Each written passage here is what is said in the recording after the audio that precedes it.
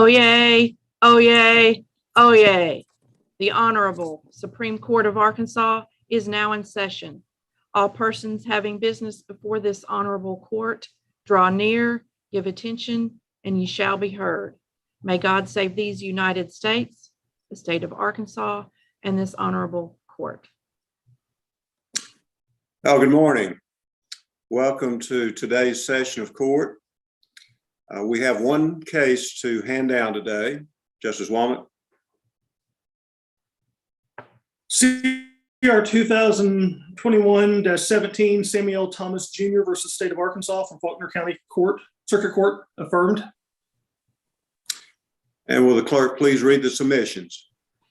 There are 10 appeals being submitted to the court for decision today, the first of which will be our oral argument.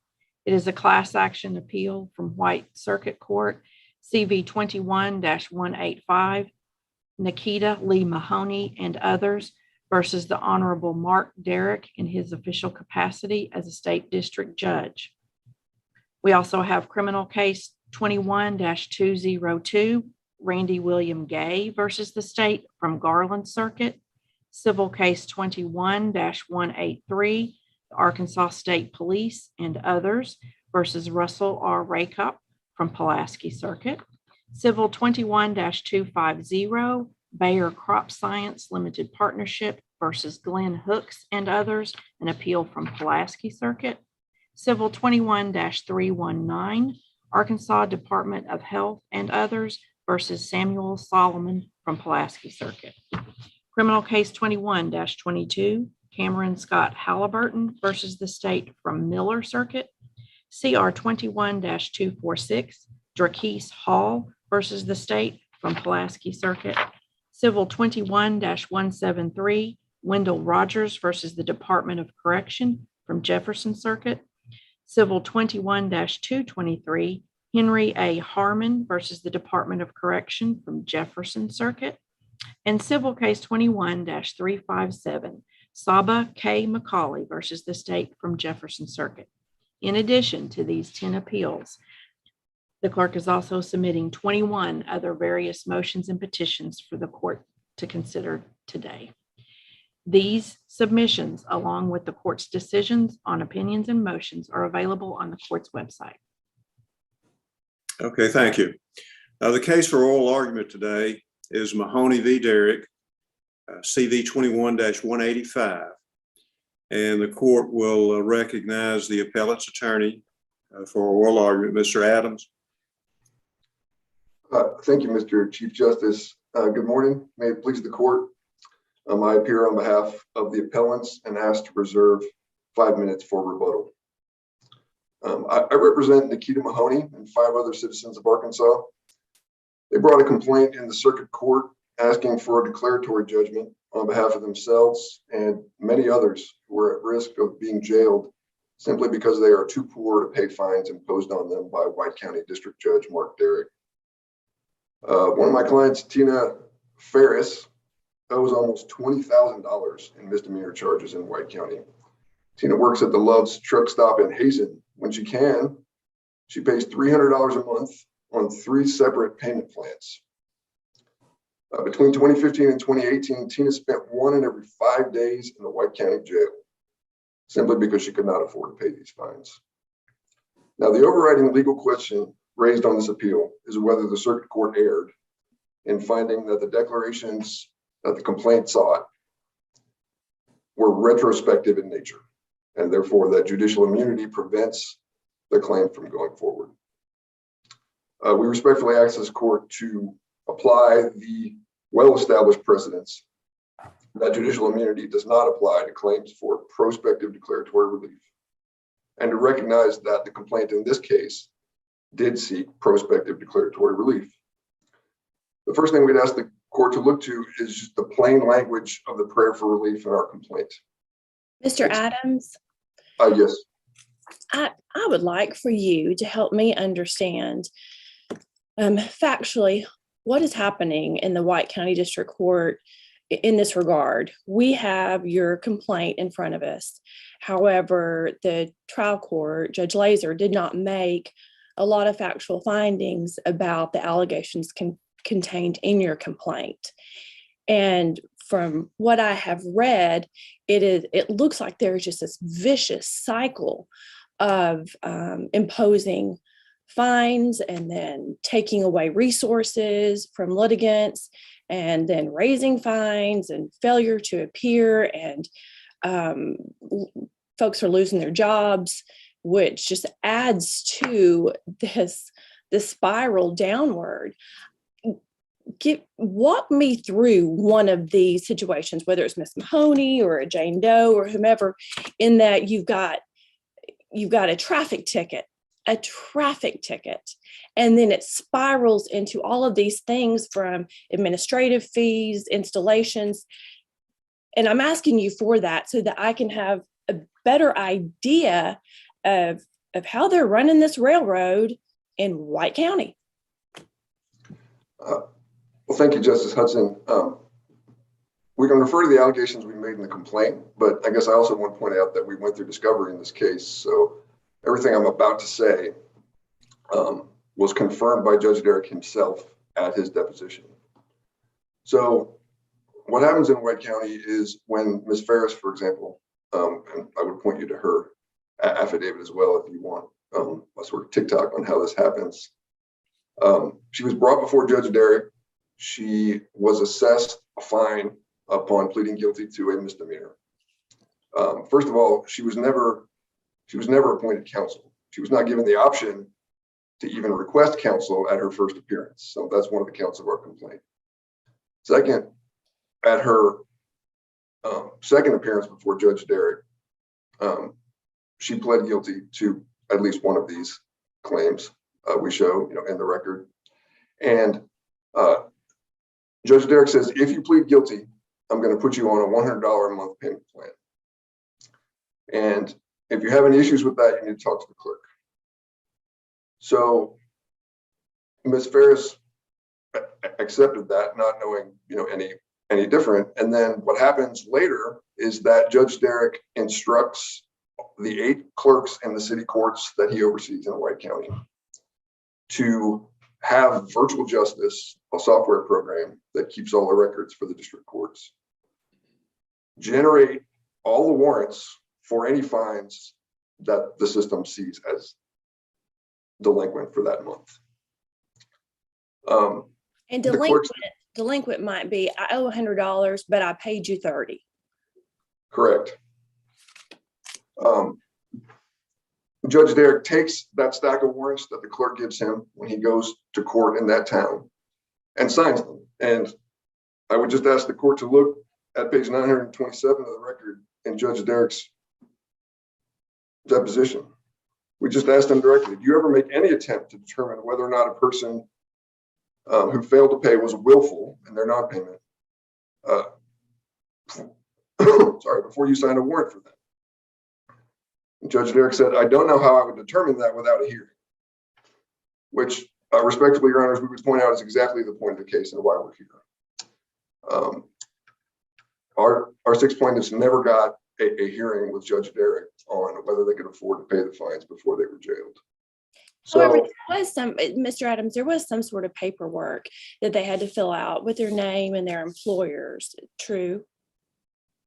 In most of these cases, no, because they never went through the process of doing, in some cases here, they never went through the process of filing an agency affidavit or anything of that sort to get a lawyer. Many of these cases, these clients never saw a lawyer. And in fact, Judge Derrick was very forthright that there's almost never a defense attorney involved in these district court proceedings. And there's very rarely a prosecutor either. It's just the defendant and Judge Derrick.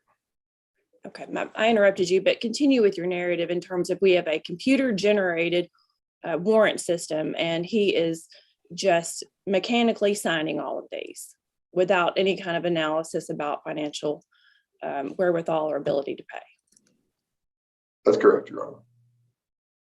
So then what happens next? If someone is paying $30 rather than the $100, the computer generated program flags Jane Doe or Miss Ferris as as someone who is delinquent.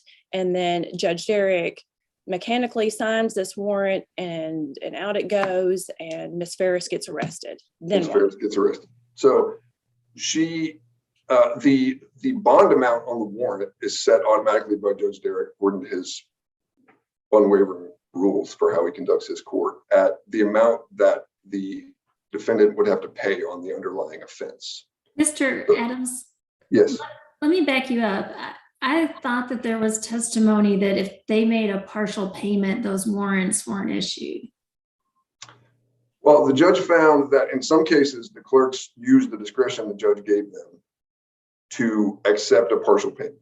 So the clerks don't always put every warrant the virtual justice system generates in front of Judge Derrick.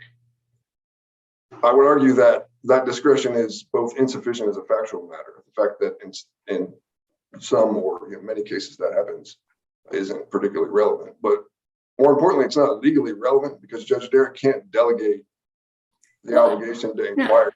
I mean, the factual presentation, I just want to be certain you're being accurate, that you seem to suggest it was automatic. No matter if you didn't pay the full amount, the warrant got issued, and that's not completely true based on the record. Mr. Adams, what I think I saw is that if you have one of these litigants who goes to the clerk and says, I'm having trouble paying, or I can only do $30 per month, that's kind of in a different category than the litigant who doesn't have the wherewithal to say to the clerk, I'm really struggling, I don't think I can do this, and just makes the $30 payment. That those are two different things, one who talks to the clerk and one who doesn't understand or know to talk to the clerk. Well, I think the evidence shows that the clerks are not that consistent about how they do that. And the clerks are told by Judge Derrick to essentially decide on their own whether they think that sufficient effort is being made. So there's never any record made of a client's actual wherewithal or the effort being made. It's all based on a phone call to a clerk. Okay, so the arrest warrant goes out for, say, Miss Ferris, Right. Arrested, brought in front of Judge Derrick, or just automatically jailed? She would be automatically jailed. And in that case, the amount of her sort of additional fines that sort of generate the snowball effect that you point out depends on whether she would be specifically charged with contempt for failure to pay or a fresh failure to pay charge, which is itself an independent criminal charge, as the court knows. So, but in either case, there are additional court fees charged every time that happens. Now, for someone that owes over $1,200. Mr. Adams, just to be clear, though, I mean, each person we're talking about has either pled or been found guilty. They've been ordered to perform some specific task, in this case, making a payment periodically, $100 a month or whatever the example is, and they have failed to do that. You're not arguing that there's anyone that's been arrested who hasn't violated a court order. Even if it was an issue of whether they had the ability or not, they've still, at least on the front end, they have failed to comply with the terms of a court order before the warrant's issued. Yes, Your Honor. I think that's a fair statement. I mean, we don't know about every case that virtual justice accurately captures whether they made the payment or not, but we don't know in part because the record's not created about whether the non-payment was willful.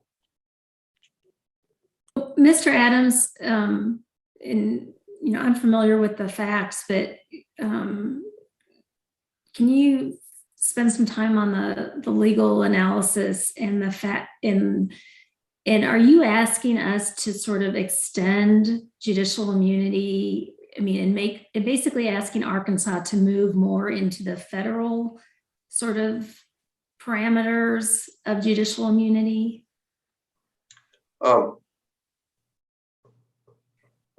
We are asking this court to follow the generally applicable cases that are used in federal court to determine judicial immunity.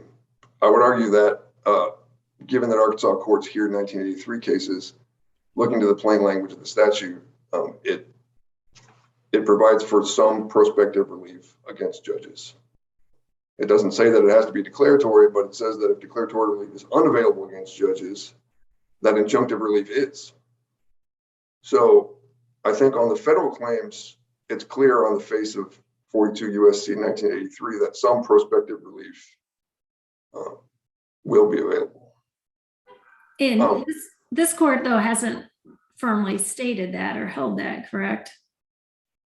That's correct, Justice Wood. I think this is an issue of first impression about the role of prospective declaratory relief in the general doctrine of judicial immunity. And the U.S. Supreme Court hasn't, has sort of left it up to the state courts to make that decision, even in 1983 cases, correct? Well, the United States Supreme Court has ruled that state courts are meant to apply Section 1983 just as federal courts are. So again, I would just look to the plain language of the statute itself about what causes of action it permits. But what they've said, I believe, is that they leave the question of, the immunity up to the policymakers within the state. Wouldn't you agree that that's the language of the Supreme Court?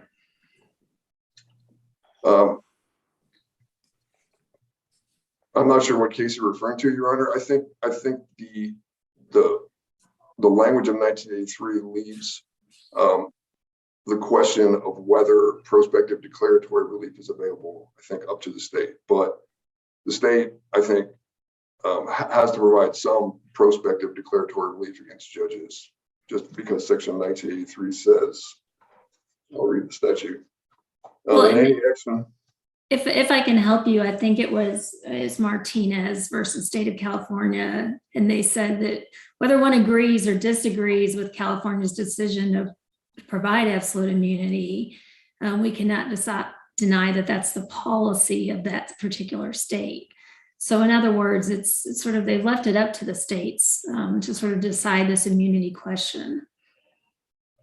Well, typically when the court's talking about absolute immunity for judges, they are talking about absolute immunity from damages claims.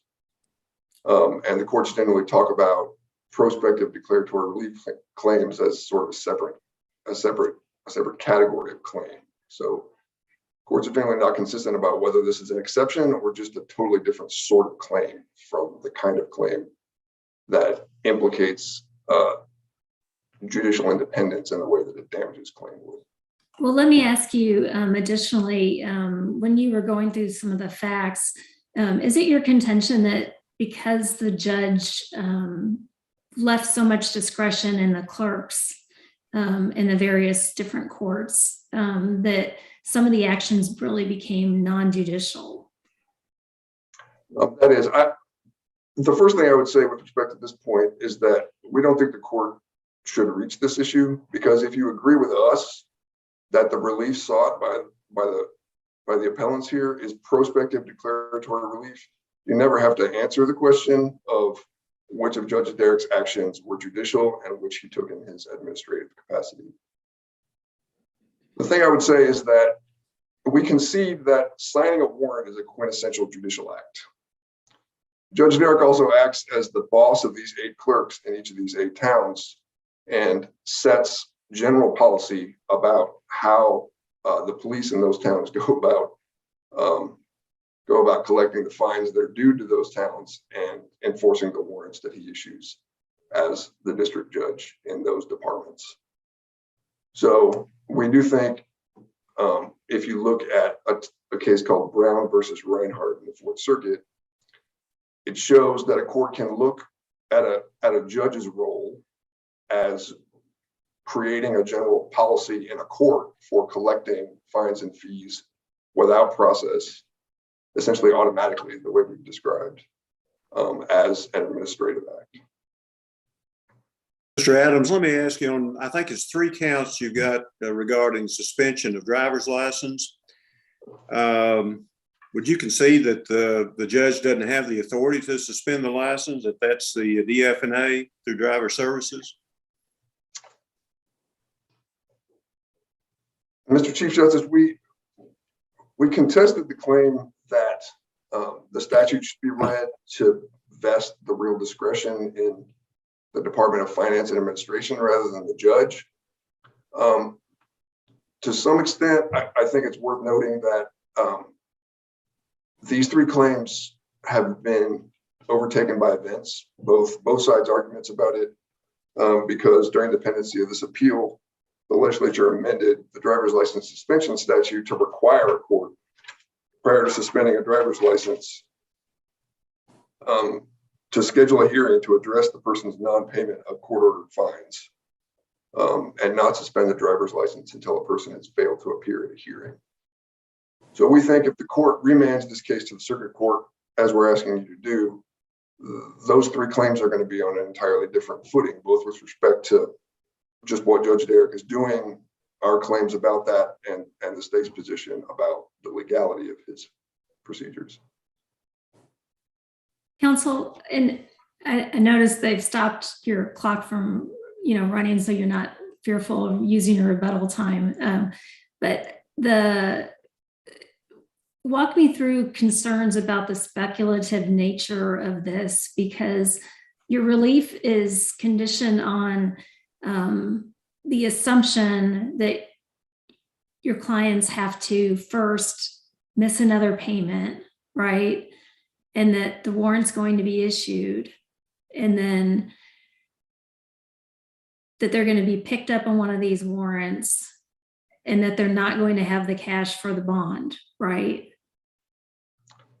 I think that's right. I think if you look at the facts that I outlined quickly with respect to Ms. Ferris, you have a person on a working person's salary that owes courts in multiple departments in White County, and that has not been able to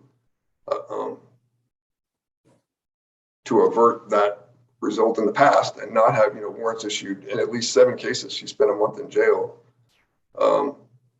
I think the court should find she has a concrete enough interest in clarifying her rights, essentially vindicating her Bearden rights in this court, and her rights under the Arkansas Fines Collection Act.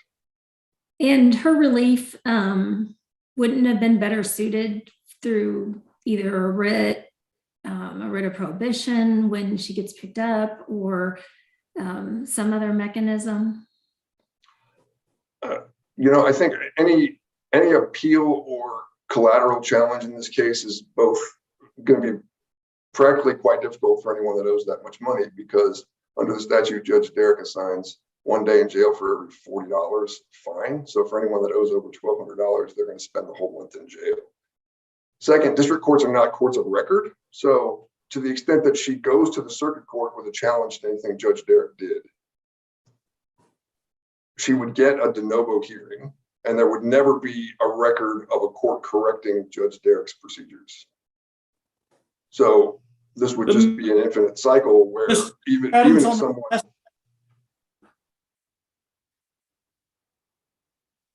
I'm sorry, Justice Warren. Mr. Adams, on that last point, though, you're arguing that Judge Derrick is doing what he's statutorily authorized to do. So isn't your argument more of a policy argument that you should go to the legislature for relief for instead of coming to the court? If the statute says he can impose a particular fine and he imposes that fine, then it seems like your issue is a policy issue. I don't think so, Your Honor, because our issue with Judge Derrick's procedures are that they violate the promises of Bearden versus Georgia as to the meaning of the 14th Amendment to the United States Constitution and the plain language of the Arkansas Fines Collection Act and Rule 8.2 of the Arkansas Rules of Criminal Procedure. They're straightforwardly just claims that Judge Derrick has a general policy of not following those rules. So we're not asking Judge Derrick to do anything in particular besides follow the rules. In counsel, prospectively, let's say your one client owes $20,000 and she's making maybe minimum wage. We can't go back and waive all the fines she owes. And certainly there's tremendous, relief not feeling like you're going to be thrown in jail. But how does she account for the $20,000?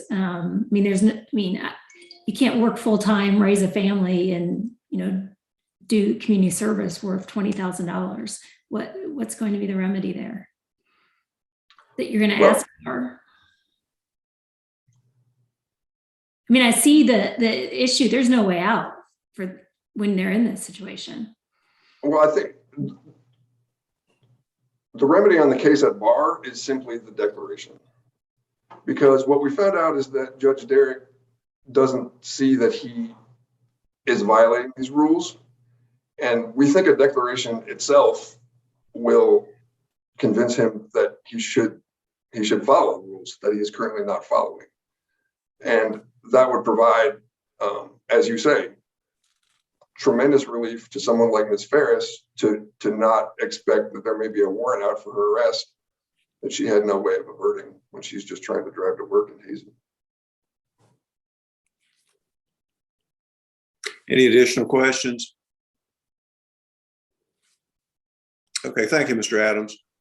Thank you. Board will recognize now the appellee, Mr. Byrd. Thank you, Your Honor. William Byrd on behalf of the Appellee District Court Judge Mark Derrick.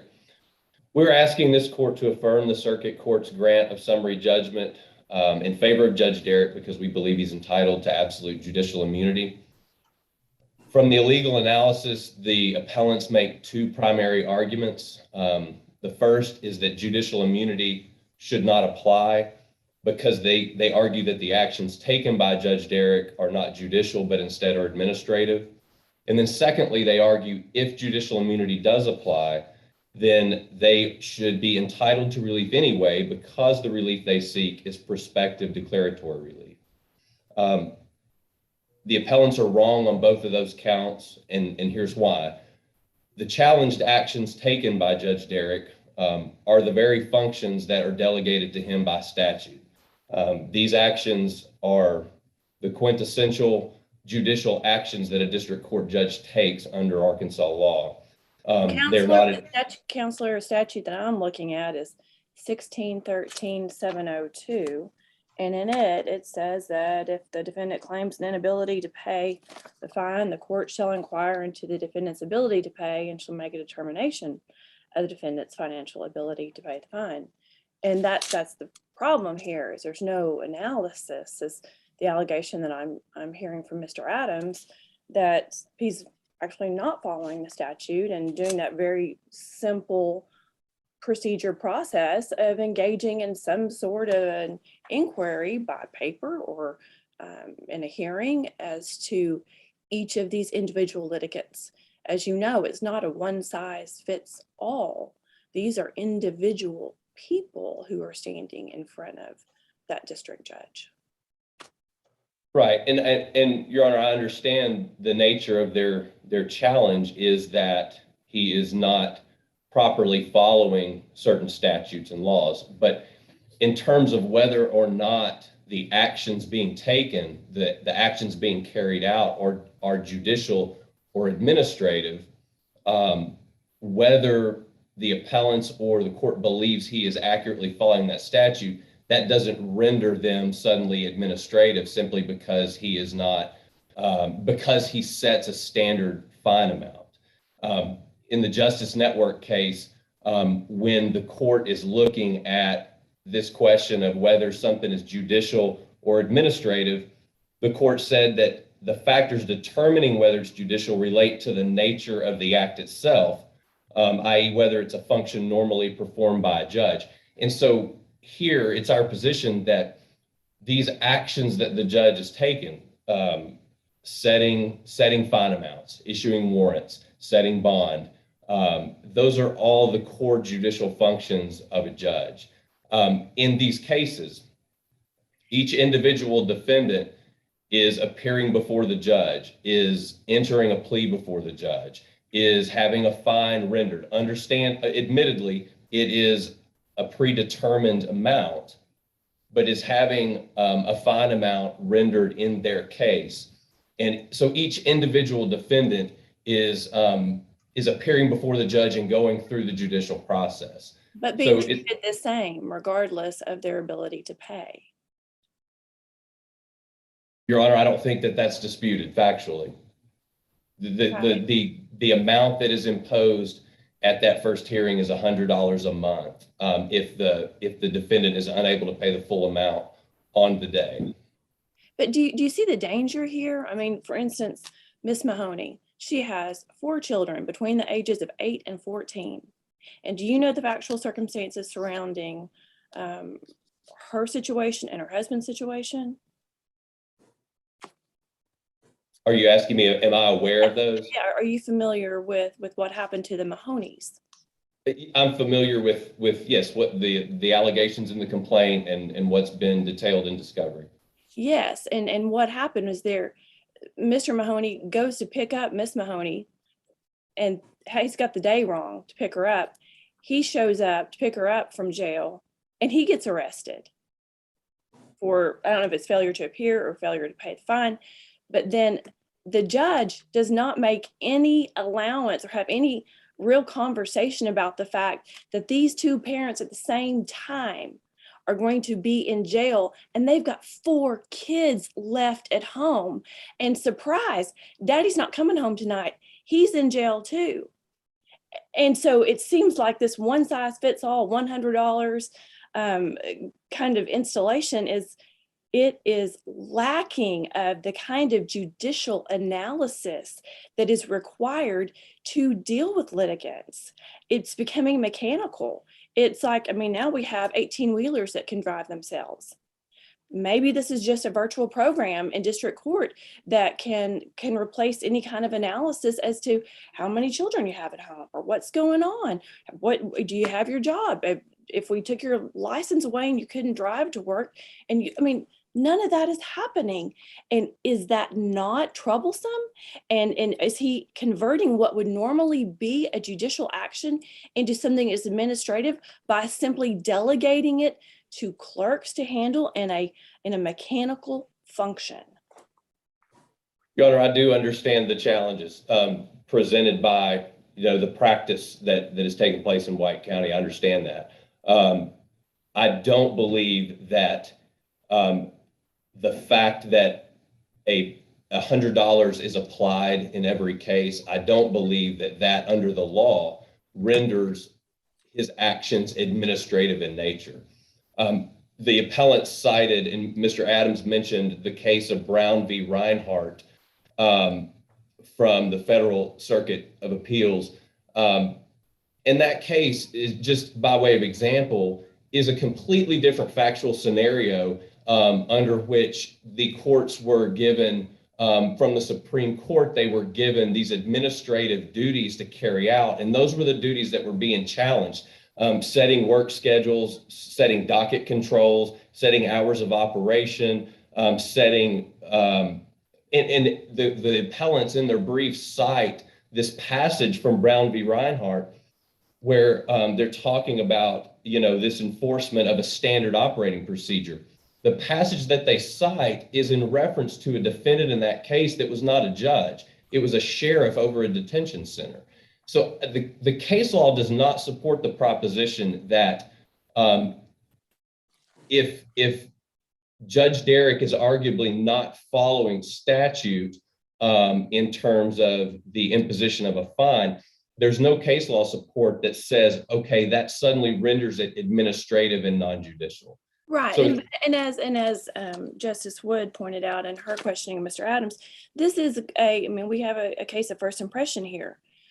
What further concerns me is the signage that we have in the BB department about Judge Derrick's zero tolerance, his policy for non-payment. That is posted. That doesn't, that flies in the face if there's going to be any analysis done in particular for you and your family, your responsibilities, your job, do you have a car? Can you drive? No, it's zero tolerance here. That's very mechanical. We don't have to think about it. Your Honor, and with respect to that signage, I believe that the record, I think there's some dispute in the record whether he had those put up. I don't believe any of those signs are still there. And I think with at least in reference to some of those departments, there was testimony that he did not direct that those be put up. But that's an aside issue. I understand the point. Counsel, the issue, I guess that I'm seeing of, really first impression is for this court to decide is that if, let's say, a judge is not applying the law in a case, do we want those matters to be addressed through the case? So if a litigant feels that a judge is not applying the law, is that addressed through a case, through an appeal, through a writ, through the process?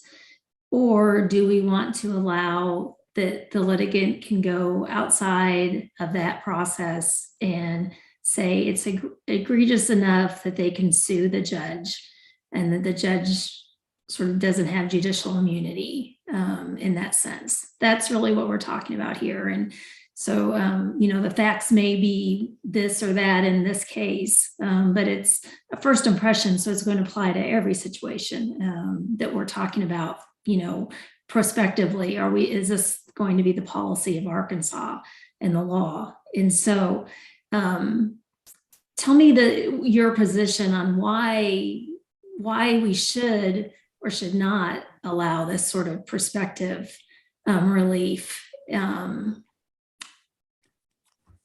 for judicial immunity claims. Sure. I guess to begin, it's our position that the relief they seek is retrospective in nature, and I can address that. I'll get more directly to your question, but I can address why we believe it's retrospective in nature in a minute. Our position is that I think as kind of brought out in some of the questioning in Mr. Adams' presentation, is that constitutional issues like this should be raised on direct appeal in the underlying suit. The case of Sasser v. State, 338 Art 375, says that constitutional issues must be raised in the trial court on direct appeal. Otherwise, the constitutional claims are barred as a collateral attack on the conviction. Now, I understand that here they are not necessarily trying to overturn convictions that have occurred in the past. So that case has limited application, but what it does indicate is that these are the types of constitutional claims that could be and should be raised as part of a direct appeal of the conviction. I don't believe that this court should extend judicial immunity in the way that the appellants ask, so that we have an underlying lawsuit where these challenges could have been raised, and now we have a separate suit down the road posed as a class action where we're seeking, this prospective declaratory relief. So let's talk about judicial immunity. I mean, first, like the big elephant in the room right here is you're asking the fox to watch the hen house. You're looking at 7 judges right now. And it would not be in a judge's, my best interest, to give any kind of an opening on this judicial immunity window, because that would apply to me as well. So I think that is of concern. It's also of concern that in the future, if these appeals do take place, that you are suggesting, that a circuit judge in White County is going to be courageous in forging this path. And I think that I would like to hear you help me balance this court's role as the superintending authority for administering justice of trial courts, district courts, appellate courts in Arkansas. We have a responsibility, a constitutional responsibility, that versus judicial immunity, how that plays out. Because even if Judge Derrick has judicial immunity here, does this court not have some responsibility if in fact there is a routine practice in a district court that violates defendants' constitutional and or statutory rights? Your Honor, I understand that kind of the dichotomy that you lay out. I mean, I think that this court's role for purposes of this case, is to apply the law that generally governs judicial immunity. I think, as Justice Womack suggested, that perhaps if there is a remedy in terms of judicial immunity in Arkansas, how it's applied, whether or not there should be some avenue that perhaps that's a legislative, solution. I think for purposes of this case, I think that we're simply asking this court to apply judicial immunity in a way that's consistent with the general doctrine. And so I don't think that it's appropriate here to extend judicial immunity in Arkansas to this type of prospective relief, simply based on the concerns that the court is having to, kind of render judgment on or consider the actions of another judge. I just think that's kind of where we are. So what about our responsibility to administer justice in Arkansas in terms of the supervision of these courts?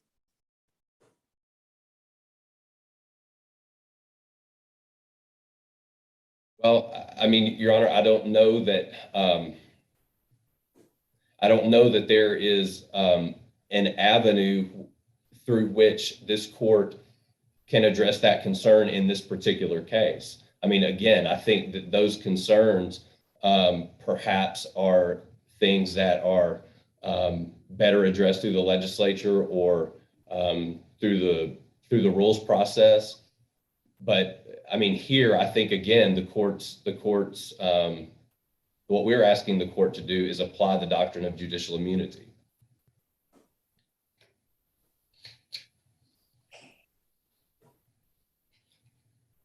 I want to, if I can, if there's no follow-ups on that, I'm going to continue just briefly with the discussion of the retrospective versus prospective nature of the relief they seek.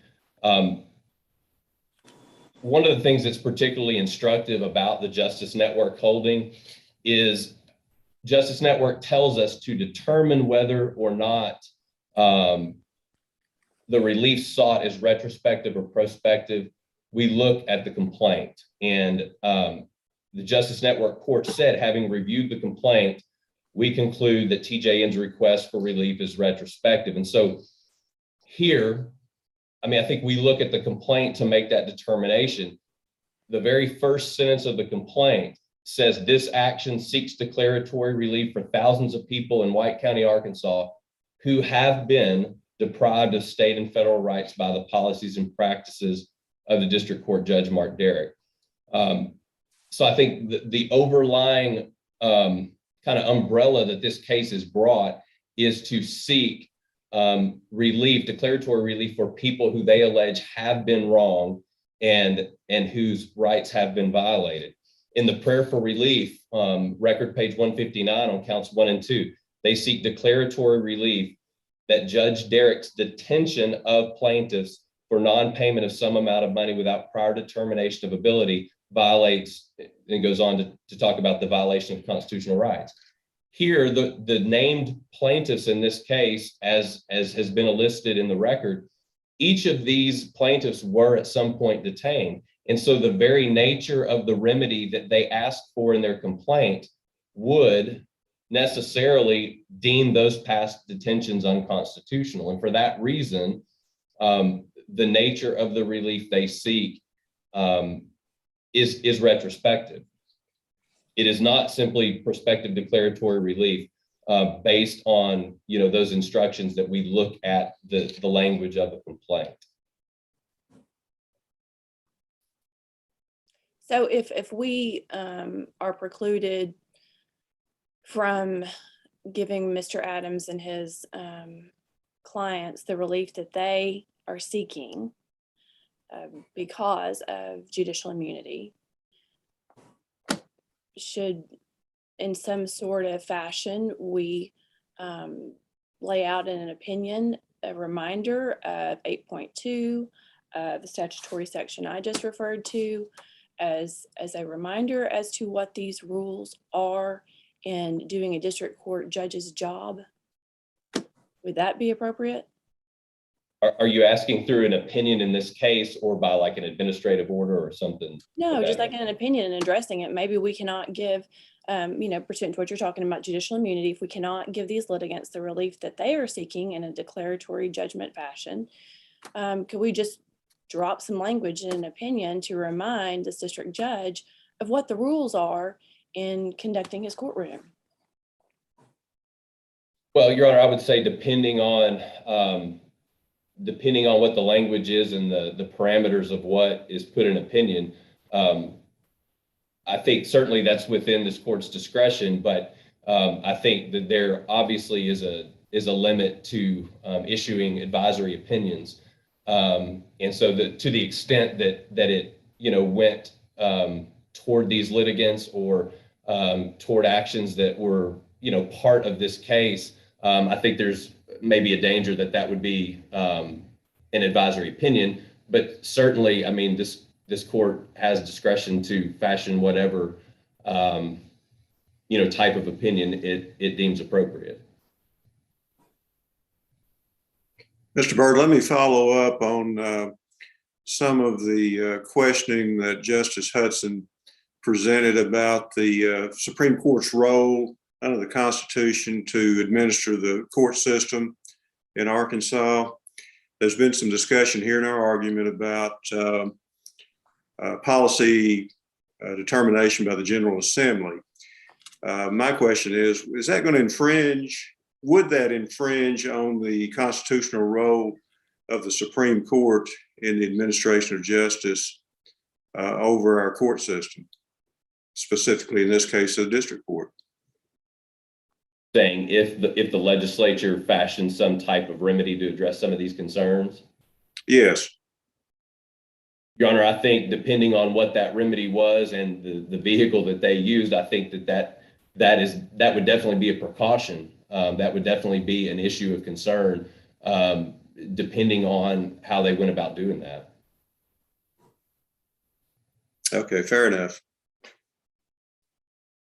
there are no further questions, I thank you very much. Okay, thank you, Mr. Byrd.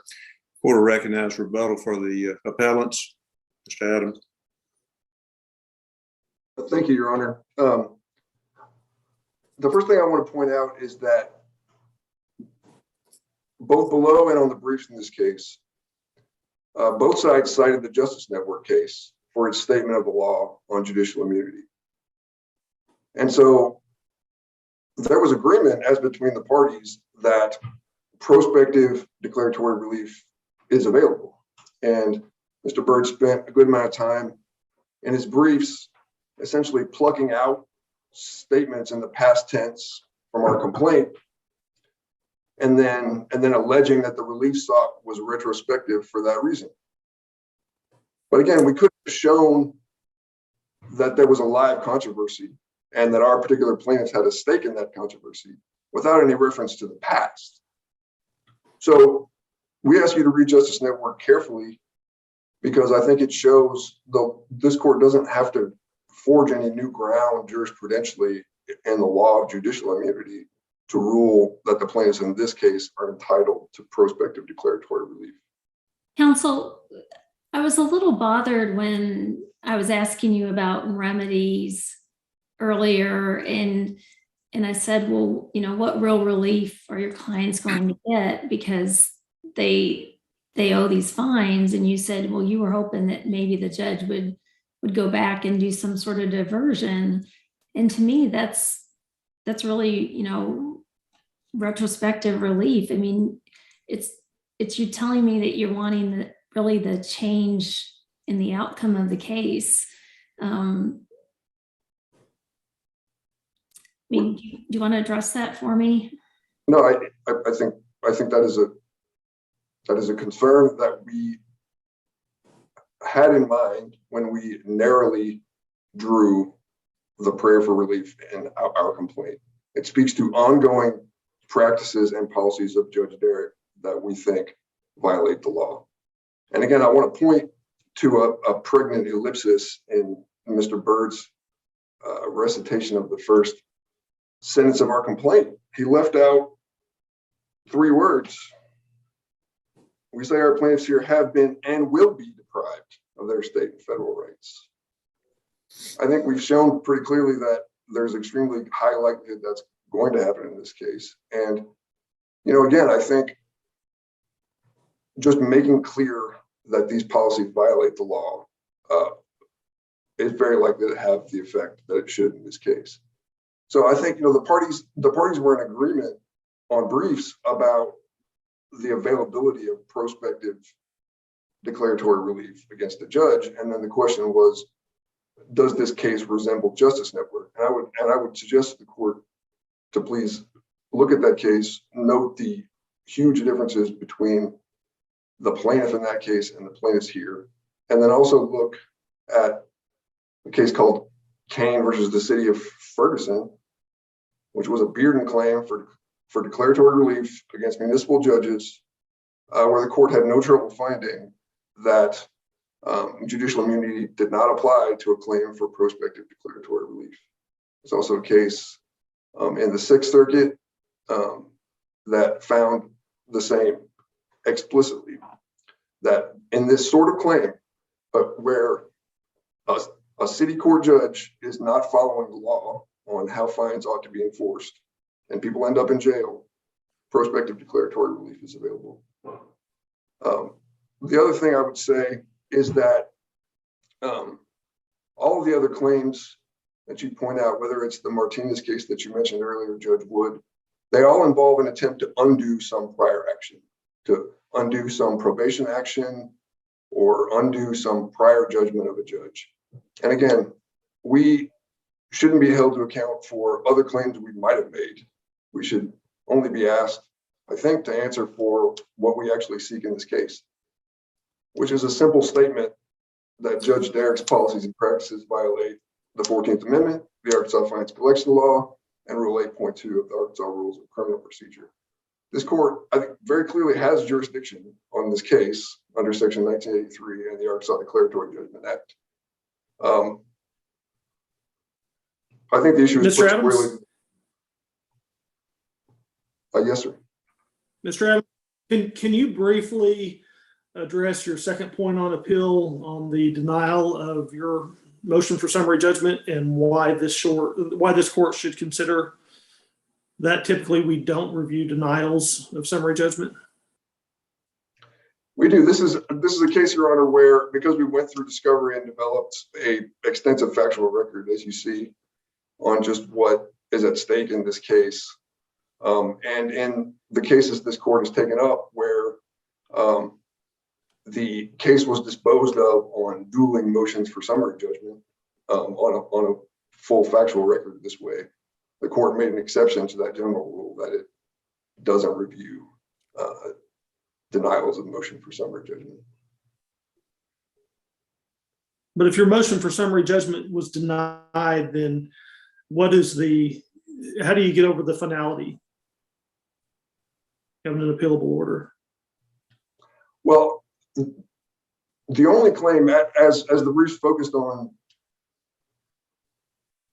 judicial immunity, that made sense to us, I think, and it must have made sense to Mr. Byrd as well, because judicial immunity is the only issue that resolves all 7 claims in the count.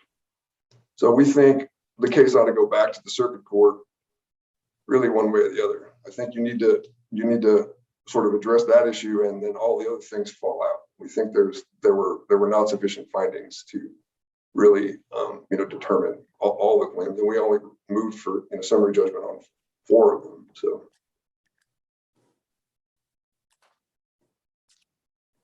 Are there any additional questions?